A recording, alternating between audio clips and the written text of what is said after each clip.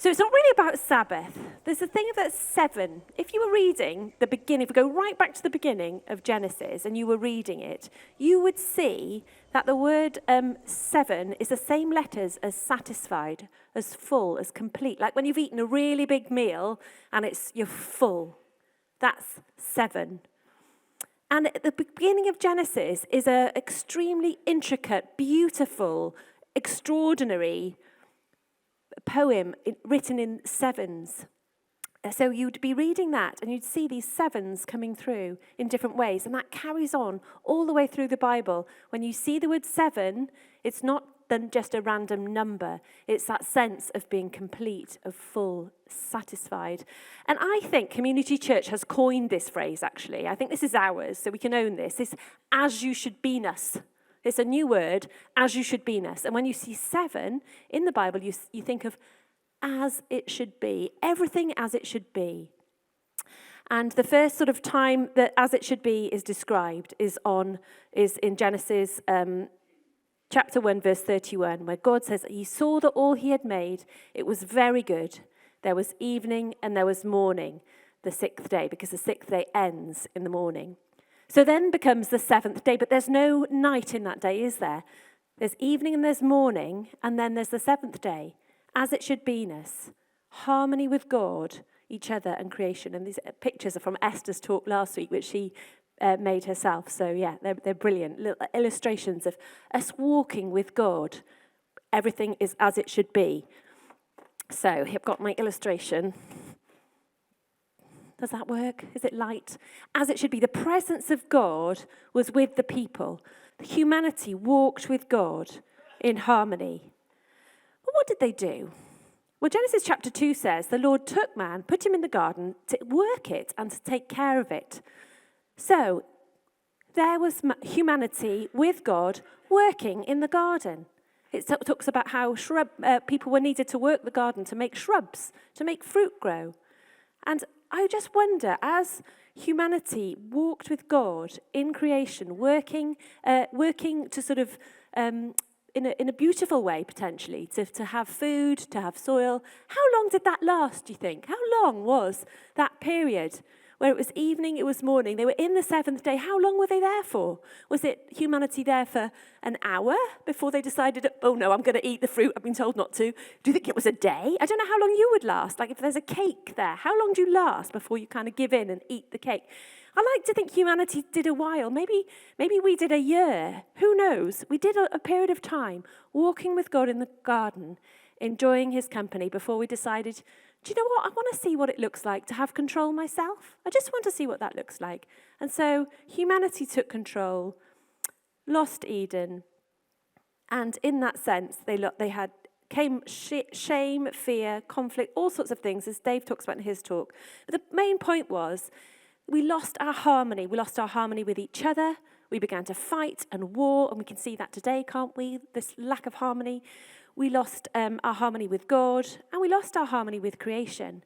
The soil became hard on us, and we mistreated the soil. So what happened then? There was this period, and God is described as the God of Abraham, Isaac, and Jacob.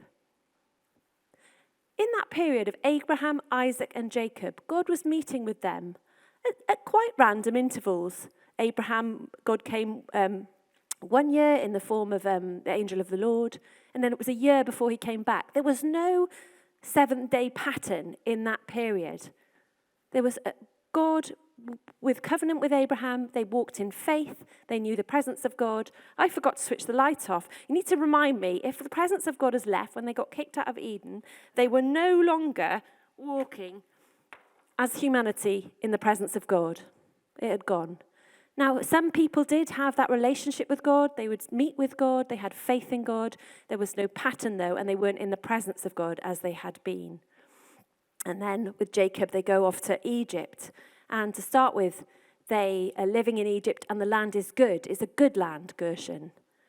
But I think they forgot who they were. They forgot who their God was. It says, Pharaoh said, "Who is this God of Israel? Who is this God?" How did Pharaoh not know who their God was? Maybe they had forgotten who they were. They became slaves. And I think in Egypt at that time, there was a 10-day cycle. 9 days of working, 1 day off. 9 days of working, 1 day off. And then they became slaves, and then Pharaoh put more restrictions on them, and I kind of think that's where we are now. We've got just, if you're working, you've got this sense of like, I want more out of you, I'm going to give you less, but I want more out of you, I want more out of you, I want more out of you. And they were slaves in Egypt. And God rescued them. He sent Moses, and they went off into the desert. And here we find the 7-day pattern again of God saying, 6 days will you gather manna, on the 7th day, you stay in, I'll give you enough. And it's that sense of dependency on God, not having to rely on their own gatherings, but being dependent on God. And following that, God gave them more strict rules about that 7th day and what it should look like. And he says to them, says to Moses, say to the Israelites, you must observe my Sabbaths. It will be a sign between me and you for the generations to come, that you may know that I am the Lord who makes you holy. So every 7th day was their Sabbath. So they would stop. They would remember. And I don't think it was probably that much fun. If you had servants, then on the Sabbath, they wouldn't cook for you because they had to have a day off. You couldn't light your fire, or they couldn't light your fire. You would be cold, your food would be cold. But you would remember who was in charge. You would remember who you belonged to. But the servants got a day off. And then the 6 days, off you'd go again into the land. And God said, what about, he gave 7 festivals every 7 weeks. They would do something, Esther talked about that. 7 different festivals to remind the people who they were. And then every 7 years, it would be a whole year off. Now, Dave and I began to think about that. Do you reckon we could do it? Have a year off. Every 6 years, you'd have to plan quite carefully. And in those days, they didn't have freezers or tins. But we could do it, I reckon. You could have 6 years where you kind of put stuff away, and the 7th year, you had off. I don't know. Do you think we could do it? But the point of the 7th year off was so that the land got a rest. Every year we were working the land, destroying the land, using it for ourselves. And the 7th year, the land got a rest. You weren't allowed to toilet, you weren't allowed to farm it. You could give what it gave you, you could take what it gave you, but the land got a rest. And then at every 7th cycle of 7, there was a super Sabbath. And the super Sabbath was amazing.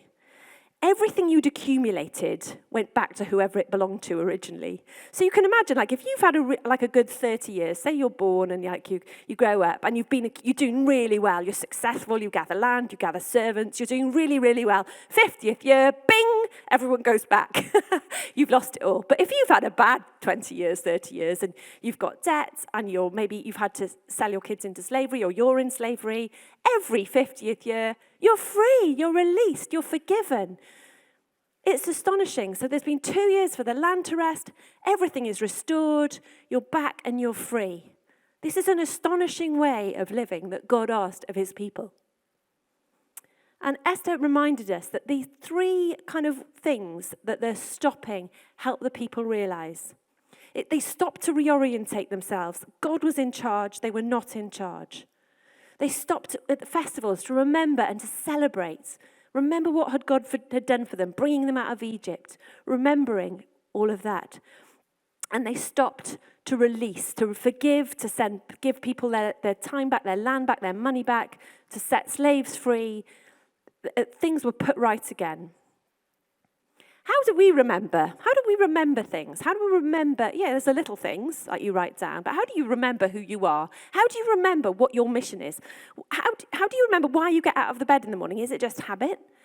I do remember, it must be like 15 years ago now, I was visiting my sister in Switzerland, and I went over a bump and knocked myself out. And I woke up and I couldn't remember anything. And I had a completely blank screen. It was really interesting. I didn't initially feel frightened. I just felt, I just don't know anything. I don't know anything, who I am, anything. But my only thing that came to mind was act normal. Just act normal. Just go in, join in, do exactly what everybody else is doing, and wait and see if it comes back.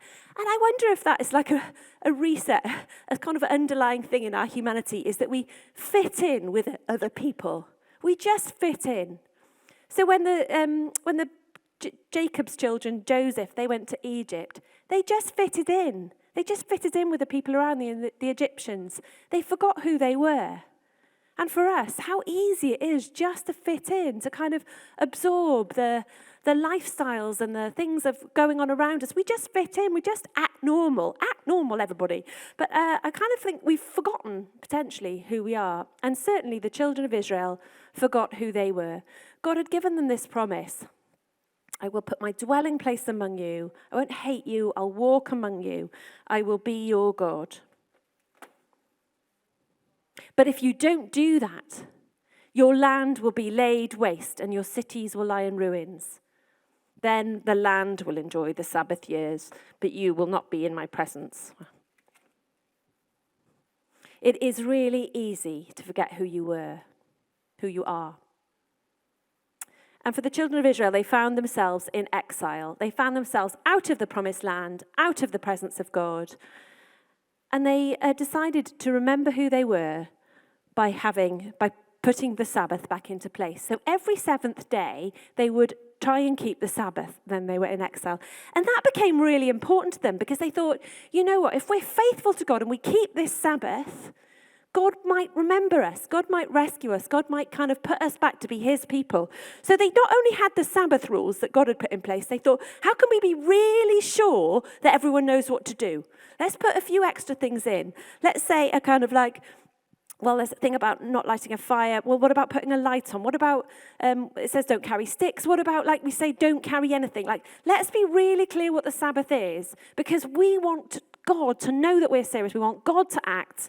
And so they put all these rules around the Sabbath to try and get God to say, we're serious about you, God. Every seventh day, they had the Sabbath. And then Jesus comes on the scene. What would you expect him to do? Should he be faithful? Should he do all these extra additional things to try and show God how serious they were? Let's see what Luke says. Jesus returned to Galilee in the power of the Spirit, and news about him spread through the whole countryside. He was teaching in their synagogues, and everyone praised him. He went to Nazareth, where he'd been brought up, and on the Sabbath day he went into the synagogue, as was his custom. He stood up to read, and the scroll of the prophet Isaiah was handed to him. Unrolling it, he found the place where it's written, "The Spirit of the Sovereign Lord is on me, because he has anointed me to proclaim good news to the poor. He sent me to proclaim freedom for the prisoners and recovery of sight for the blind, to set the oppressed free and proclaim the year of the Lord's favor." Then he rolled up the scroll, gave it back to the attendant, and sat down. The eyes of everyone in the synagogue were fastened on him, and he began by saying to them, "Today, this scripture is fulfilled in your hearing." That's massive. Now, that's like somebody kind of who's maybe been coming to the community church for a couple of weeks, getting onto the stage, saying something and announcing, by the way, everything you've been looking forward to, I am Christmas, and sitting down. And they're a bit like, really? Yeah, you're quite a good talker, but Jesus, you're the Jubilee. You embody that freedom. You embody that everything going back to as it should be. Are you serious? Is Jesus the Jubilee? And that's what Jesus is saying. I am the Jubilee. That scripture, that thing you've been longing for. Your heart knows it's not fair. It's not fair that some people are poor and some people are rich. It's not fair that people are in slavery. You know that. This is fulfilled in me. Well, that was a lot. That was a lot for the people. You've got to be fair. That was tricky. So then what happened with Sabbath? The Sabbath day would come. The light would go on. Jesus was here, so let's put the light on. So I've got in John's Gospel, Jesus goes to the lake, and he says, there's a man sitting by the lake, and Jesus says, "Do you want to be well? Do you want to be well?" He's been ill a long time. And the man says yes, and Jesus says, pick up your mat and walk. Now, picking up your mat is strictly a bad thing. And actually, it's in the Old Testament, you weren't supposed to pick up sticks. I can see why picking up your mat really wasn't a great idea on a Sabbath. You know, it's a conflict. And the man tells on Jesus, basically. And it says in John, so because Jesus was doing these things on the Sabbath, the Jewish leaders began to persecute him. In his defense, Jesus said to them, my Father is always at work this very day, and I am working too. So they tried all the more to kill him. Not only was he breaking the Sabbath, but he was calling God his own Father, making himself equal with God, as was his custom. There's lots of instances of Jesus and the conflict over the Sabbath. There's another one where they're walking through the fields, the disciples are picking corn, and Jesus says to them, something greater than the temple is here, something greater. The Son of Man is Lord of the Sabbath. And so with all the conflict and all the kind of things that were going on, Jesus claiming to be God, he was put to death. And we read, from noon until 3 p.m, darkness came over the whole land.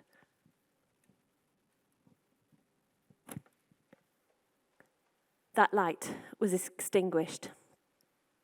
And there was that Saturday, that Sabbath, when Jesus had been crucified and his followers must have sat. They couldn't go to the tomb. They couldn't buy spices. It was Sabbath.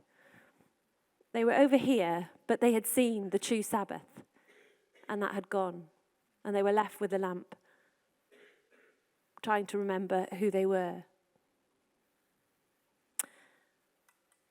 But as we know, it says, after the Sabbath, at dawn, on the first day of the week, Mary Magdalene and the other Mary went to look at the tomb very early on the first day of the week.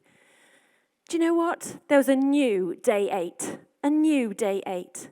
No longer were they in a cycle of Sabbath and kind of destruction, Sabbath destruction. The new day 8 had dawned. The presence of Jesus, risen Jesus, was with them all the time. The day that never ended was here again. So what did that look like for the new believers? What were they supposed to then do? Were they supposed to carry on with their Sabbath every week? They had the risen Jesus. How were they supposed to negotiate this? And it wasn't always straightforward because, to start with, the believers were Jewish, and so they would have had their Sabbath on a Saturday, and then on a Sunday they would have met together. They would have carried on those customs that held them as a community and that were good and that were kind. But what about then the new believers who didn't have any of those customs and would want to meet together to celebrate the risen Jesus? How did that work? Well, we've got only a few places that tell us what happened. But in Romans, it says, Paul says, writing to a church, accept the one whose faith is weak without quarrelling over disputable matters. One person considers one day more sacred than the others. Another considers every day alike. Each of them should be fully convinced in their own mind.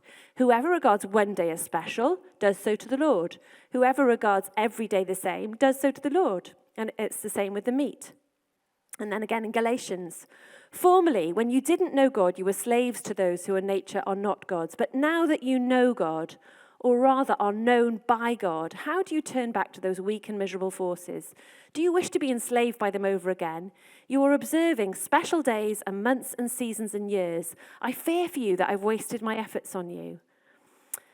And then finally in Colossians, don't let anyone judge you by what you eat or drink, or with regard to a religious festival, a new moon celebration, or a Sabbath day. These are a shadow of the things to come. The reality, however, is found in Christ. And I have to say that looking through kind of history and reading about it, what happened to the people of God through the last 2,000 years that made us go from sort of thinking that there were certain rules and regulations that we had to abide by to somehow be in the presence of God? I don't know. I've talked to people who have become Christians in their adult life, and they don't potentially have any sort of rules in place that they need to keep to, but others that were growing up As children, we were told you could do this, you couldn't do that, you mustn't do this, you mustn't do that. And while we kind of think that doesn't quite sound like Jesus, some of us have had guilt over the fact that you mustn't do this, you shouldn't do that. And it's all moved to a Sunday and it's all got very muddled up. So where are we? Where are we? How do we negotiate finding our place as people of God, remembering who we are without having to take on rules that get in the way of our relationship with God? And you might want to say to me, I don't care. That's all history, ancient history. Here I've come to church on a Sunday morning. I've spent 20 minutes to you, Marion Roderick, going on about ancient history. What has it got to do with us today? Very good point. Well, I don't know if you, but I'm a bit like this. I have been a bit like this. We in the 20th century, we're in this cycle of constant, do this, do this, do this, do this, do this, do this, do this, quick, that, this, quick, there, here, there, go, run, work. It's constant, isn't it? And I was really encouraged by listening to Esther's talk last week. Esther's talk about how do we find the place of God in a life with small children, where you don't get sleep, where you don't get a day off, where you don't get time, where you don't get that kind of space. How do we find that? What has God got to say about it? Because Jesus did say, come to me, all of you who are weary and burdened. I will give you rest. Take my yoke upon me and learn from me, for I am gentle and humble of heart, and you will find rest for your souls. My yoke is comfortable and my burden is light. And I would say today, it's easy for us to forget who we are. We become stuck in a cycle of more, quick, always trying to work out what's next. And I would say, it's a bit of a shocking picture, but it's no good being a zombie 6 days a week, eating, consuming, destroying, and then one day a week going, oh, yeah, I'm having a day of rest. Yeah, it's all good. Yeah, I'm all good. I'm resting. Yeah, God. Yeah, see ya. Good job. Nice. And then going back to being a zombie. It doesn't work like that. It's no good to anyone. It's no good to the land. It's no good to you. It's fake. And it can sort of perpetuate zombie land, because if you just stay in zombie land consuming all the time, you'll probably get wear out and have a breakdown, and then the land will get a rest. But if you have a day off, you can carry on being a zombie for 6 days a week. It's not a good idea. You might find it helpful to try and break the cycle of being a zombie. So if you are in zombie land, be encouraged. Take a day off, have a sit down, have a reflect and think, what can I do differently? But I know for me that one of the things I've been thinking about is trying to stop thinking about what's next. So you might be here sitting thinking, she's going on ages, what's next? Try to just be where you are. Feel your feet on the floor. Feel your bottom on the chair. You're just here. Doesn't matter what's next. The Lord might come back before we finished, if any luck. What did they do? What did the first believers do? They met together. They broke bread to remember. And they began this practice of something called the Lord's Day. And I congratulate everyone of being here on the Lord's Day, meeting together. They had love feasts to remember who they were. And do you know, we've got a love feast today. Isn't that good? We've got a love feast. We sit together, we meet together. For many of us, the only thing we've got in common is Jesus. That's the only thing we've got in common. We wouldn't meet each other otherwise. We might not talk to each other.